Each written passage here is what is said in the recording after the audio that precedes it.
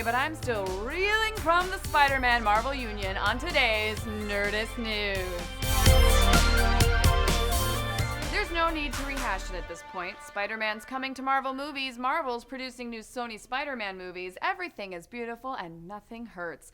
But we still have so many questions, namely, which Spider-Man are we getting? When will we see him, and how will he affect the rest of Phase 3? Well, first off, though he's now become a fan favorite for many, it's very unlikely that Ultimate Peter Parker replacement Miles Morales will be our new Spider-Man. This is still Sony's franchise, and the struggling studio isn't likely to take that big of a risk. That being said, it's been confirmed that the companies want a high school-aged Peter Parker, so we at least know for sure that our Spidey will be young, a nice contrast to the older dudes who make up the Avengers. Based on that criteria, you can rule out people like Zac Efron, Joseph Gordon-Levitt, and Dave Franco for Peter Parker and start thinking more in terms of folks like Nick Robinson, Dylan O'Brien, Logan Lerman, and Gabriel Basso. Now for the question of when we'll see old Webhead on the screen. According to the agreement, he has to appear in an MCU film before his next solo flick on July 28th, 2017, which narrows us down to Ant-Man, Doctor Strange, Captain America Civil War, and Avengers Age of Ultron. Trying to squeeze Spidey into the magic mayhem of Doctor Strange ain't likely to happen, and adding an arachnid to Ant-Man probably wouldn't work with the film's current self-contained heist movie structure. Marvel could easily cast their version of Spidey and shoot an additional end credits tag for Age of Ultron. Come on, guys! Great idea! You should do it! Chobot demands satisfaction.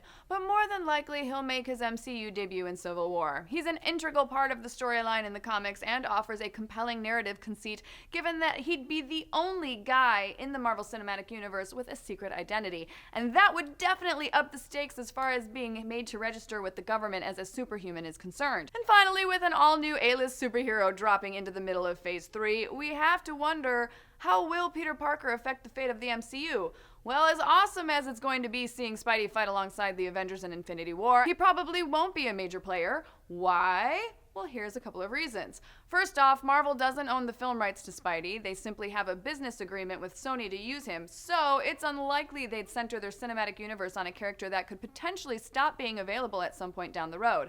Second, with Marvel creatively driving this new take on Spidey, we're hopeful that means getting him back to his roots as more of a street-level hero than the kind of guy who fights off massive alien armies. So with everything Marvel's gotten right about heroes like Captain America, we hope they do the same service to Spider-Man.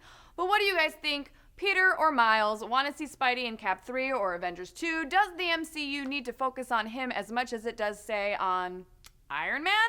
Let me know in the comments below. Click on my organic web shooters to subscribe to the Nerdist channel. Malik tells you why gamers suck at Valentine's Day on Play. Alright, well, actually just him. And head on over to Nerdist.com for even more Nerdist news. Snick, snick, snick, snick. What? I'm only kidding. I know that's Professor X. Haha. It's Wolverine.